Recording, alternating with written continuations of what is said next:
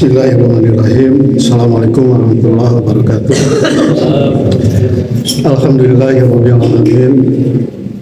Allahumma lakal hamdu ala nikmati Islam wal iman wa lakal hamdu anta ja'alana ummatan Muhammadun Rasulullah sallallahu alaihi wasallam wa asyhadu an la ilaha illallah wahdahu la syarikalah wa asyhadu anna Muhammadan abduhu wa rasuluhu alladzi la nabiyya ba'dahu. Wa qala Allah ta'ala fil Qur'anil azim. A'udzu billahi minasyaitonir rajim. Bismillahirrahmanirrahim. Wa minhum may yaqulu rabbana atina fid dunya hasanah wa fil akhirati hasanah wa qina adzabannar. Ulaika lahum nasibun mimma kasabu wallahu sari'ul hisab. Wa yaqulu Rasulullah sallallahu alaihi wasallam an Ibni Abbas radhiyallahu anhu faqala Rasulullah sallallahu alaihi wasallam arba'u man utiyahunna faqad utiya khairud dunya dikron khairud dunya wal akhirah khairud dunya wal akhirah qalban sakiran wa lisanan dakiran wa badanan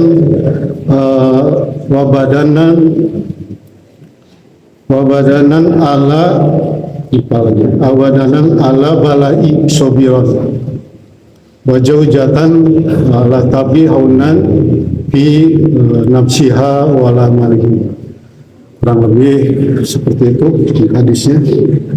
Hadirin yang dimuliakan oleh Allah, pertama-tama kita sama-sama marilah panjatkan puji dan syukur kehadirat Allah Subhanahu wa taala atas segala nikmat yang telah Allah berikan kepada kita semua, wabil khusus nikmat iman dan Islam, nikmat sehat, nikmat umur panjang, nikmat kesempatan yang telah Allah berikan kepada kita semua.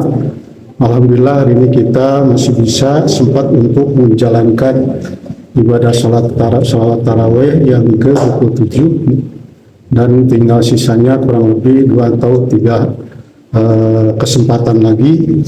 Semoga untuk kesempatan selanjutnya Allah tetap masih memberikan kepercayaan kepada kita untuk bisa melaksanakan sisa waktu dengan sebaik-baiknya. Dan yang paling penting adalah mudah-mudahan Allah menerima apa yang kita lakukan atas setiap amal soleh yang kita lakukan, dan yang paling penting Allah mengampuni atas segala dosa yang kita perbuat selama ini. Kemudian salawat serta salam semoga senantiasa tercurah kepada Nabi besar Muhammad SAW, kepada keluarganya, para sahabatnya, para tabi'in, juga kepada kita semua selaku pengikutnya. Hadirin yang dimuliakan oleh Allah, sebagaimana tadi dan disebutkan di dalam firman Allah surat Al-Baqarah ayat 202, itu merupakan suatu doa ya, di antara yang sering kita lakukan setelah kita melaksanakan sholat, yaitu Rabbana atina fid dunya hasanah wa fil akhirati hasanah wa qina adzabannar. Itu merupakan doa yang sering kita lakukan, dan kadang ada orang yang menyebutkan adalah doa sapu jagat karena memang sering dilakukan, yang artinya bahwa doa ini memanjatkan doa kita kepada Allah. Ya Allah ya Rabb, anugerahkanlah kepada kami yaitu kebaikan dunia dan akhirat, dan jagalah kami dari siksa api neraka. Ini merupakan suatu permohonan kita kepada Allah supaya Allah berikan kebaikan di dunia dan di akhirat kelak. Nah, untuk memahami hal ini, mari kita sama-sama mentadaburi hadis tadi yang saya sampaikan. Itu ada 4 kondisi atau 4 hal yang apabila dilakukan atau kita dapat memperolehnya, kita akan mendapatkan kebaikan dunia dan akhirat. Hadis ini hadis ini merupakan hadis Ibnu Abbas yang diriwayatkan oleh Ibnu Tabarani di dalam kitab itu Al-Mu'jam Awsat kalau misalnya nomor 7212. Ini udah lama saya lupa. Di ayat ini menjelaskan bahwa ada 4 hal yang artinya nilai dan kualitasnya itu sama dengan memperoleh kebaikan dunia dan akhirat.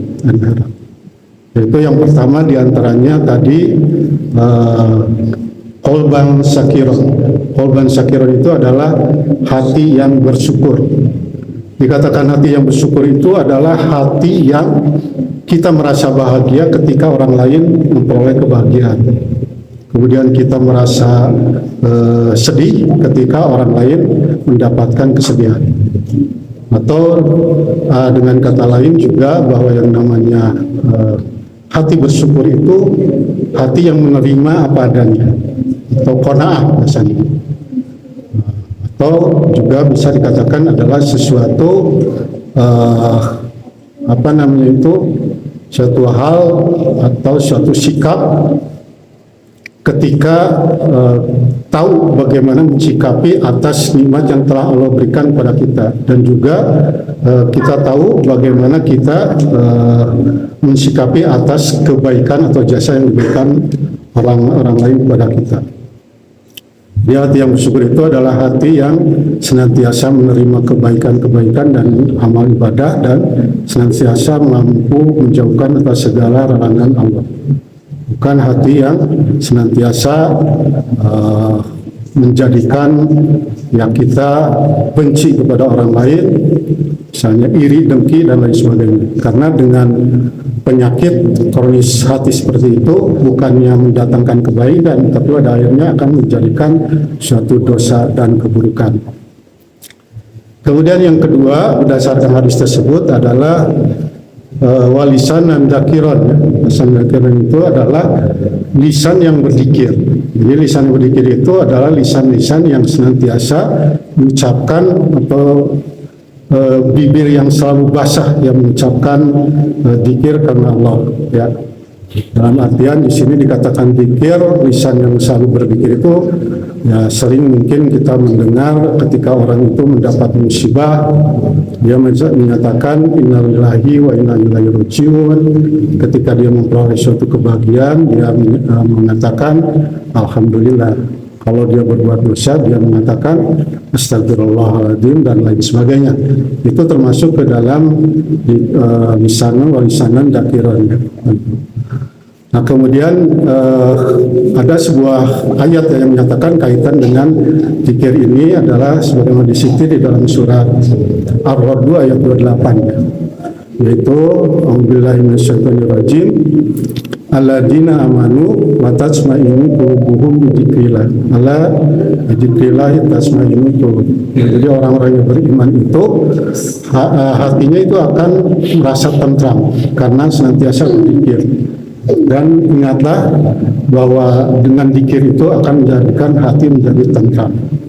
Oleh karena itu pantaslah bahwa lisan dan zakir itu masuk ke dalam kategori yang akan menjadikan kebahagiaan dunia dan akhirat, karena hati kita akan menjadi tentram, dan tentram itu merupakan suatu dambaan baik di dunia maupun di akhirat diantaranya.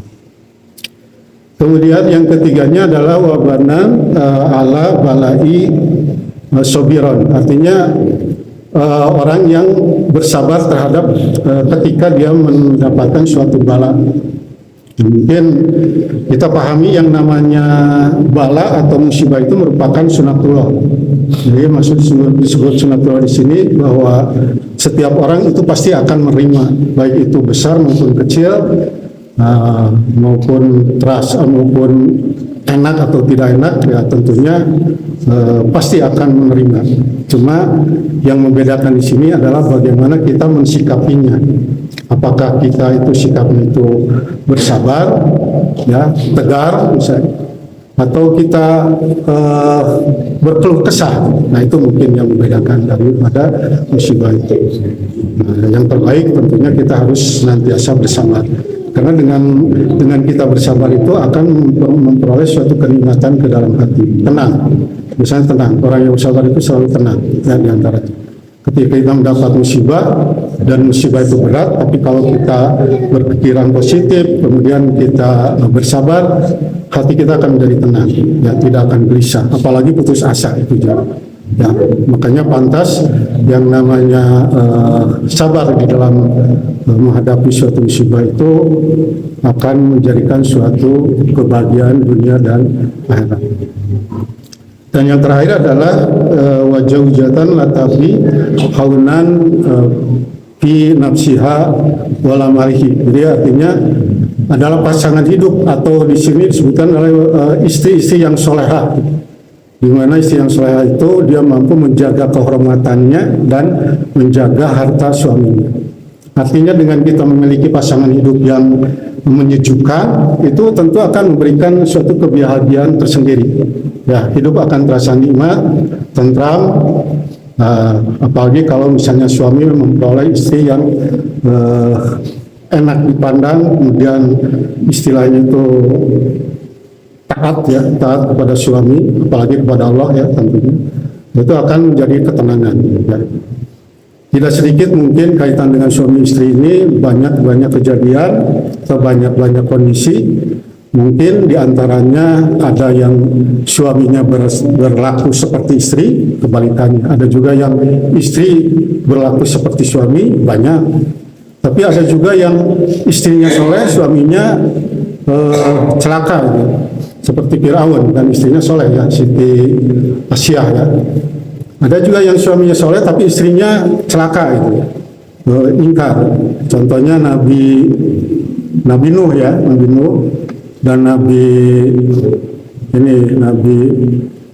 Lut, ya, Nabi Nuh, ya, diantaranya. Kemudian ada juga pasangan yang dua-duanya bagus, ya, soleh, ya, Nabi Muhammad dengan Siti Aisyah, ya, Siti Khadijah, atau Nabi Ibrahim dengan Siti Hajar, ya. Nah, itulah contoh-contoh kaitan dengan pasangan suami istri. Karena suami atau istri yang solehah itu merupakan permata hidup, ya, bagi suaminya, kemudian menjadi tonggak yang menyebabkan kehidupan itu menjadikan suatu kehidupan yang mawadah warahmah.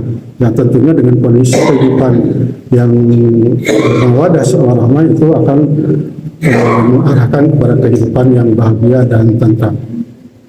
Barangkali itu saja yang bisa disampaikan, semoga dapat memberikan manfaat. Atas segala kekurangannya mohon dimaafkan. Aku qouli hadza, nasallallahu wa Wassalamualaikum warahmatullahi wabarakatuh.